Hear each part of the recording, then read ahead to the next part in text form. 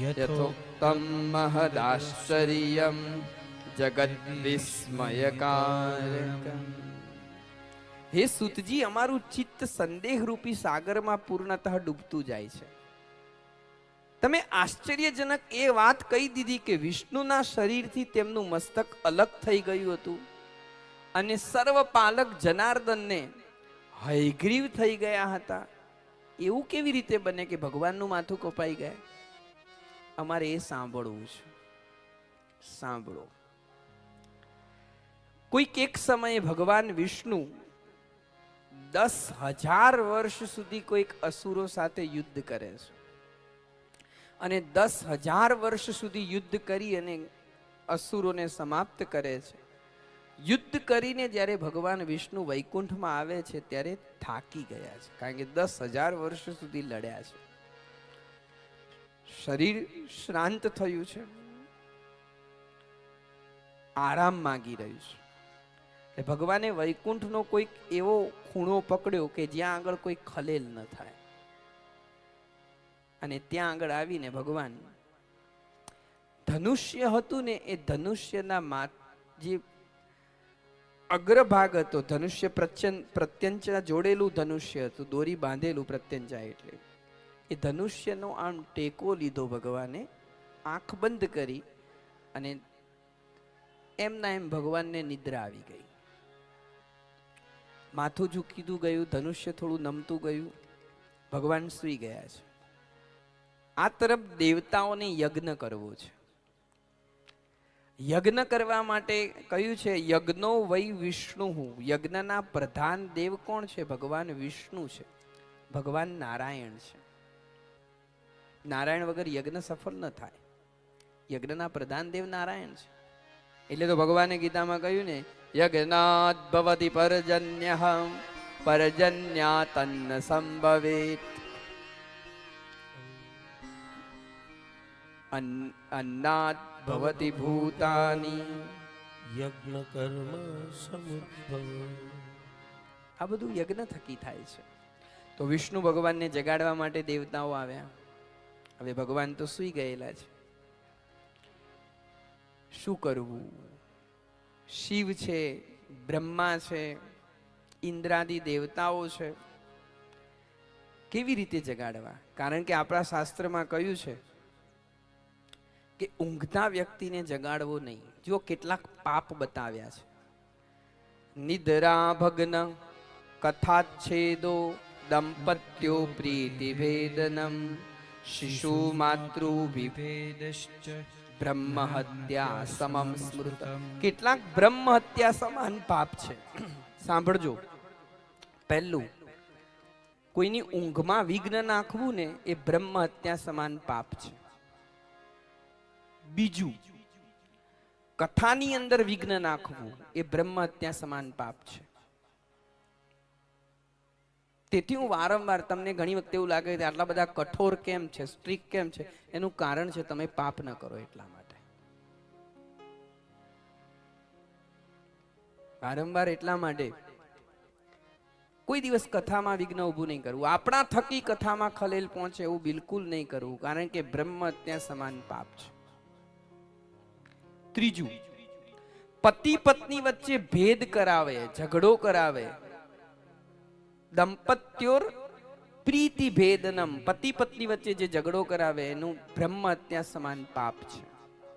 અને ચોથું, માં અને દીકરા વચ્ચે ફાડ પડાવે, માં અને દીકરા વચ્ચે ભેદ કરાવે, માં અને દીકરા વચ્ચે ઝઘડા કરાવીને માં અને દીકરાને નોખા કરે, એનું પાપ પણ બ્રહ્મ હત્યા સમાન છે. આ 4 બ્રહ્મ હત્યા સમાન પાપ છે. એમાંનું એક કયું? સૂતાને જગાડવું. કોઈની ઊંઘમાં ખલેલ પહોંચાડો તો બ્રહ્મ હત્યા સમાન પાપ લાગે. હવે આ સાંભળી એટલે જેને વધારે પડતો ઊંઘવાની મજા પડતી હોય તો કે બાપજી બરાબર છે, થવા દો. પણ સાંભળો, 7 લોકો છે ને એમને ઊંઘતા ન રખાય અને 7 લોકોને જગાડાય નહીં.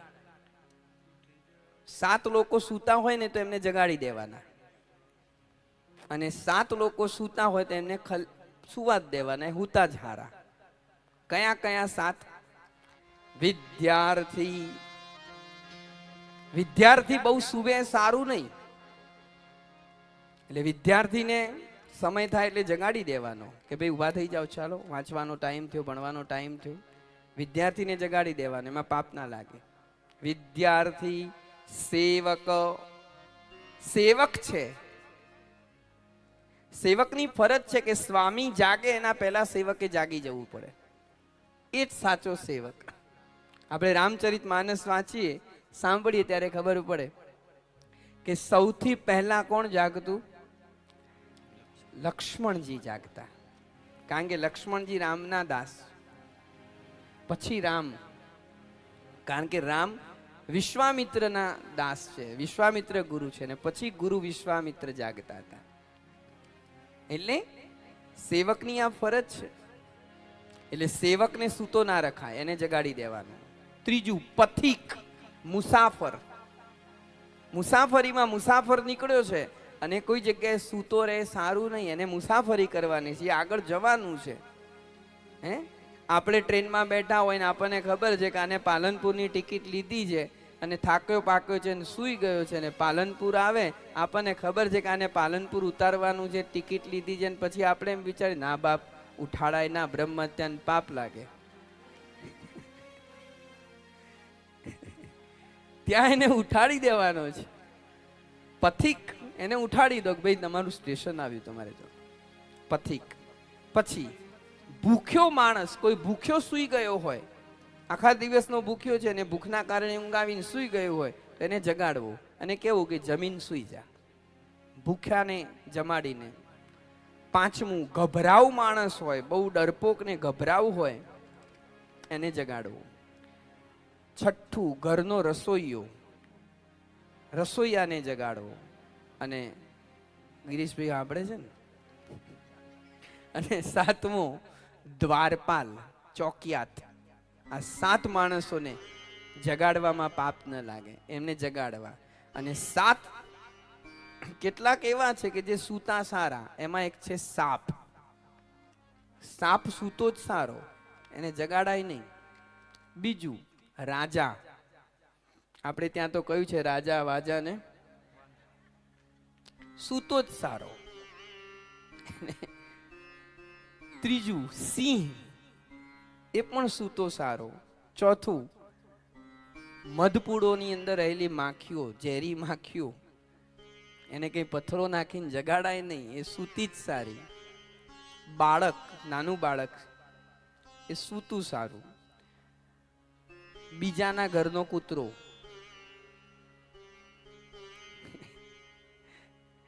અને આગળ કહ્યું છે મૂર્ખો. મૂર્ખ માણસ હોય એ પડ્યો રહે એમાં જ મજા છે, એ જાગે તો કંઈક નવું કરે, એના કરતા એ સૂતો સારો. તો અહીંયા વાત કરી કે ભગવાન વિષ્ણુ નારાયણ સૂઈ રહ્યા છે અને ભગવાનની ઊંઘમાં ખલેલ પહોંચાડવાથી પાપ લાગશે. પણ શંકર ભગવાને, ભગવાન શિવજીએ બ્રહ્માજીને કહ્યું કે બ્રહ્મા, આપણે યજ્ઞ કરવો છે, વિશ્વ કલ્યાણની ભાવના છે, ને વિશ્વ કલ્યાણની ભાવનાથી યજ્ઞ કરવો છે, ને યજ્ઞ માટે થઈ અને જો ભગવાનને જગાડવા માંગીશું તો કંઈ એમાં પાપ લાગશે નહીં. તમે ભગવાનને જગાડો. તો બ્રહ્માજીએ વર્મી નામના કીડાને કહ્યું કે તું અહીંયા આવ. વર્મી નામનો કીડો આવ્યો. વર્મી નામના કીડાને બ્રહ્માજીએ કહ્યું કે આ ધનુષ્યની જે પ્રત્યંચા છે દોરી, એને એક ખૂણેથી તું કાપી નાખ. એક ખૂણેથી દોરી કપાશે એટલે ધનુષ્ય ઊંચું આવશે, ને ધનુષ્ય ઊંચું આવશે એટલે ભગવાનનું માથું થોડું હલશે, જાગી જશે. એટલે વર્મીએ વળી પાછું અહીંયા શાસ્ત્ર દાખલ કર્યું. વર્મીએ કીધું કે ભાઈ સૂતાને જગાડાય નહીં, સૂતાને જગાડવાથી પાપ લાગે, અને એવું તો મને શું ફાયદો થવાનો છે, આ પાપ હું વરું.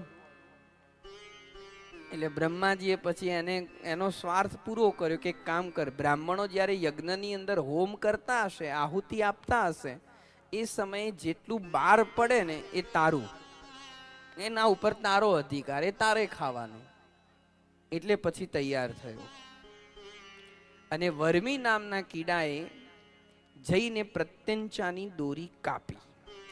પણ પ્રત્યંચાની દોરી કપાઈને એટલો ભયંકર અવાજ થયો, ને ભયંકર અવાજ થતાની સાથે જ એક વીજળીનો જેમ ચમકારો થાય એમ એવો પ્રકાશ થયો કે દેવતાઓની આંખો અંજાઈ ગઈ. એ અવાજમાં કંઈ ખ્યાલ ના આવ્યો અને પ્રત્યંચાની દોરી છૂટીને ભગવાનનું મસ્તક કાપી અને એને સમુદ્રમાં નાખી દીધું. એટલી સ્પીડમાં છૂટી કે એને ભગવાનનું મસ્તક કાપી નાખ્યું. દેવતાઓએ જોયું તો ભગવાનનું મસ્તક જ નથી, મસ્તક વગરના નારાયણનું ધડ પડ્યું છે. અને દેવતાઓ રડવા લાગ્યા, અરે રે આ શું થયું આપણાથી? આપણે તો સારું કરવા જતા હતા, ભગવાનને જગાડવા માંગતા હતા, પણ એમાં તો ભગવાન મસ્તક વિહોણા થઈ ગયા છે. આપણે કેટલું મોટું પાપ કર્યું છે એમ કરીને દેવતાઓ રુદન કરવા લાગ્યા છે, દેવતાઓ રડવા લાગ્યા છે. એ સમયે બૃહસ્પતિ છે, એ બૃહસ્પતિએ દેવતાઓને સમજાવ્યું છે, હે મહાભાગ, આ રીતે રડવાથી શો લાભ? આ સમયે તમે બધા વિવેકનો આશ્રય કરો. કારણ કે ભાગ્ય અને પુરુષાર્થ એ બંને સમાન શ્રેણીના છે. પુરુષાર્થ કર્યો પણ ભાગ્યમાં કંઈક વિપરીત લખ્યું હતું તો વિપરીત ફળ મળ્યું. દૈવમ પુરુષકારશ્ચ દેવેશ સદૃશાવુભૌ ઉપાયશ્ચ વિધાતવ્યો દેવાત ફલતિ સર્વથા.